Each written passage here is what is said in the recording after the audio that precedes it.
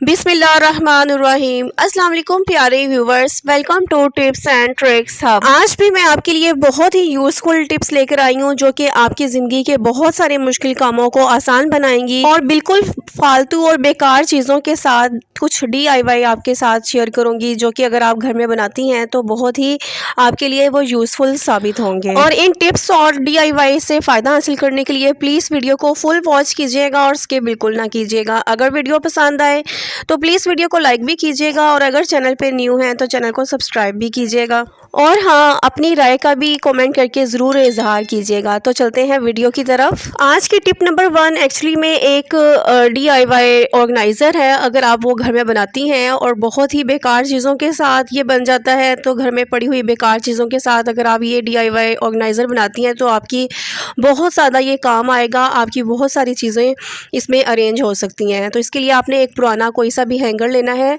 और स्टील की चूड़ियाँ अक्सर हमारे घर में बच्चों की या बड़ों की फालतू में पड़ी होती हैं, तो उनको आपने इस तरीके से जिस तरह मैं आपको वीडियो में शो कर रही हूँ अरेंज करके हैंगर के साथ लगा देना है। उसके बाद किसी भी मजबूत धागे या डोरी के साथ आपने जिस तरह से मैं आपको वीडियो में शो कर रही हूँ आपने इसको गिरा लगा के नॉट लगा के अच्छी तरीके से इसको मजबूती से इसको बाइंड कर देना है चूड़ियों को हैंगर के साथ। तो एक दो मैं आपको शो करूँगी, बाकी आपको समझ आ जाएगी तो आप खुद से ये कर सकती हैं। तो इसी तरीके से मैंने दूसरी भी जो बैंगल है उसको हैंगर के साथ धागे की मदद से बाइंड कर दिया है। तो इसी तरीके से बाकी सारी चूड़ियों को धागे के साथ आपने बाइंड कर देना है। यहाँ धागा आपने मजबूत लेना है ताकि अगर हम कोई हैवी चीज़ भी इन चूड़ियों के साथ हैंग करें तो धागा जो है वो टूटे ना। इसी तरह से बाकी जो चूड़ियाँ हैं वो भी आपने हैंगर के साथ धागे की मदद से लगा देनी है। तो कुछ और मैं स्टील की चूड़ियाँ लूँगी, उनको इस तरह से कैंची की मदद से काट लूँगी।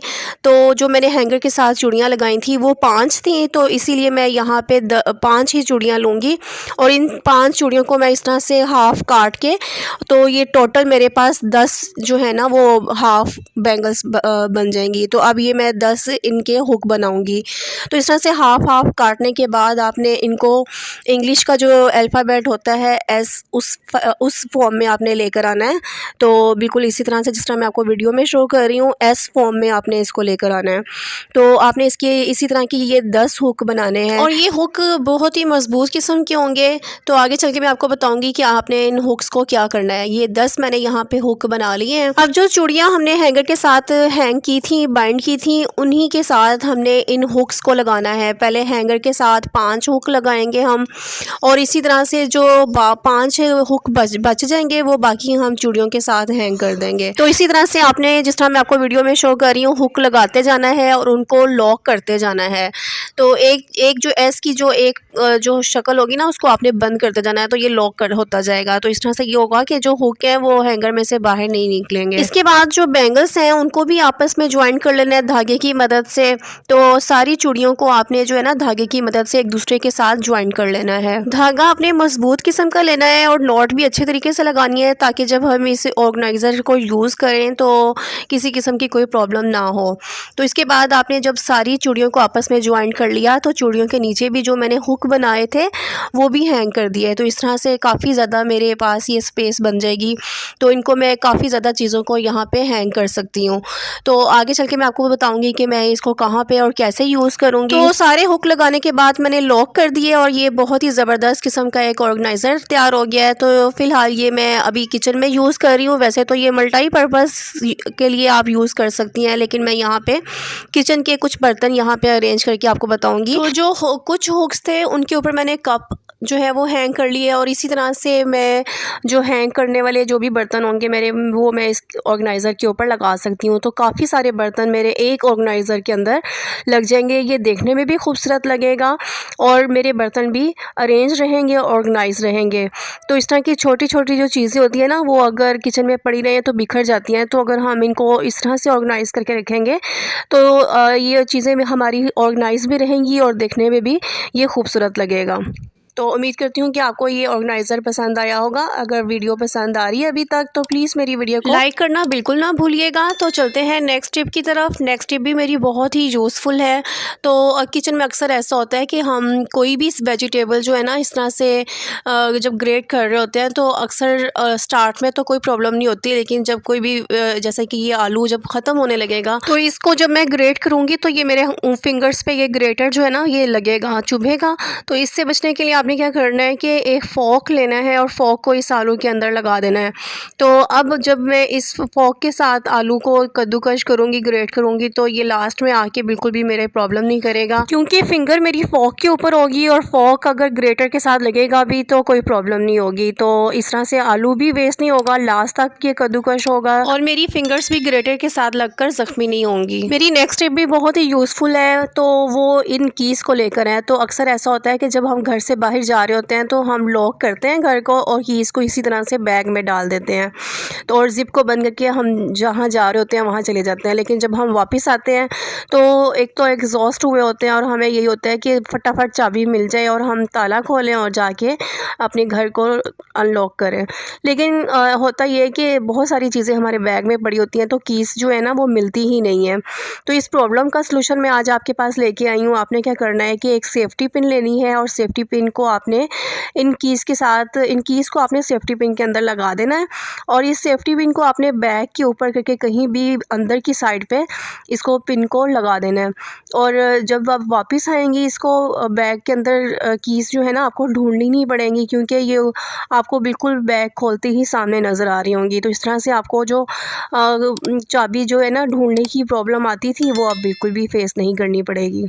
नेक्स्ट टिप भी मेरी बहुत ही यूज़फुल है। तो होता क्या है कि जब हम अम्ब्रेला न्यू लेकर आते हैं तो इसके ऊपर तो कवर होता है अम्ब्रेला के ऊपर, लेकिन वक्त के साथ साथ क्या होता है कि जो कवर है ना वो मिसप्लेस हो जाता है और कभी कभी तो इस तरीके से जो बेल्ट लगी होती है, बेल्ट भी अरेंज करके रखती है अम्ब्रेला को, तो वो कभी ये भी होता है कि बेल्ट भी ख़राब हो जाती है।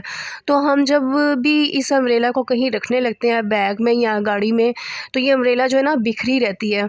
तो इसको किस तरीके से हम क्या करें कि ये जो अम्ब्रेला है ये कवर्ड रहे, अरेंज रहे और ये बिखरी हुई ना रहे। तो उसके लिए हमने क्या करना है कि कोई सी भी पुरानी सॉक्स जो हमारे घर में पड़ी होगी वो लेनी है और इस अम्ब्रेला के ऊपर हमने चढ़ा देनी है।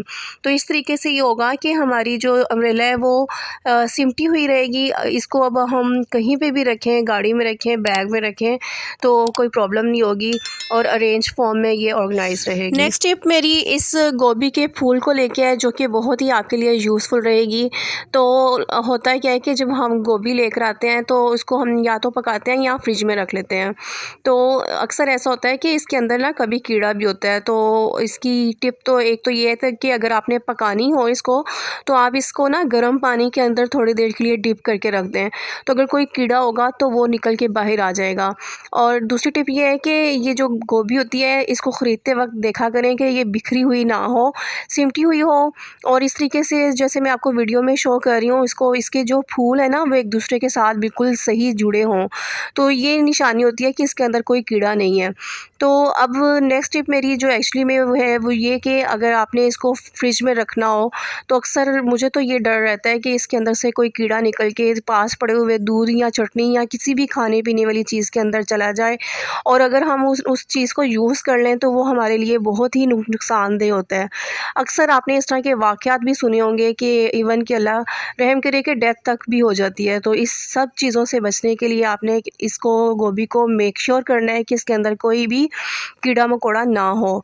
तो उसके लिए आपने क्या करना है कि इस गोभी के जो अगर आपने फ्रिज में रखनी है तो उससे पहले आपने ये काम करना है कि फ्रिज जो साइड पे गोभी की साइड पे जो होंगे ना सारी ग्रीन कलर के डंडल, इनको आपने छुरी की मदद से काट लेना है और फिर इस गोभी के फूल को आपने चूल्हे के ऊपर रख देना है। तो आपने यहाँ पे ये चीज़ को लेके परेशान नहीं होना कि गोभी का फूल जो है ना वो भी ख़राब हो जाएगा, जल जाएगा। तो ऐसा बिल्कुल नहीं होगा। गोभी के जो नीचे वाला जो पार्ट होगा सिर्फ वही जलेगा, वो वैसे भी हमने यूज़ नहीं करना होता। तो इस तरीके से हीट जब मिलेगी कीड़े को या कोई भी ऐसी चीज़ होगी जो गोभी के अंदर होगी जो कि हमारे लिए नुकसान वाली हो सकती है, हीट मिलने पे क्या होगा कि वो बाहर निकल आएगी। तो इस तरीके से हमें पता चल जाएगा कि इसके अंदर कीड़ा है या नहीं है। तो इस तरह से अगर आप कीड़े मकोड़ों को निकाल के फ्रिज में इसको गोभी को रखते हैं तो हम बेफिक्र हो जाएंगे कि किसी भी किस्म की कोई भी नुकसानदेह चीज़ जो है वो हमारी फ्रिज के अंदर नहीं है और ना ही किसी भी खाने पीने वाली चीज़ के अंदर जा सकती है। तो उम्मीद करती हूँ कि आज की टिप्स भी आपको बहुत ही पसंद आई होंगी। अगर टिप्स पसंद आई हैं तो प्लीज़ वीडियो को लाइक कीजिएगा। अगर चैनल पे न्यू है तो चैनल को सब्सक्राइब भी कीजिएगा और साथ दिए गए बेल आइकन को भी क्लिक कीजिएगा ताकि मेरी हर नई आने वाली वीडियो की नोटिफिकेशन सबसे पहले आपके पास आए।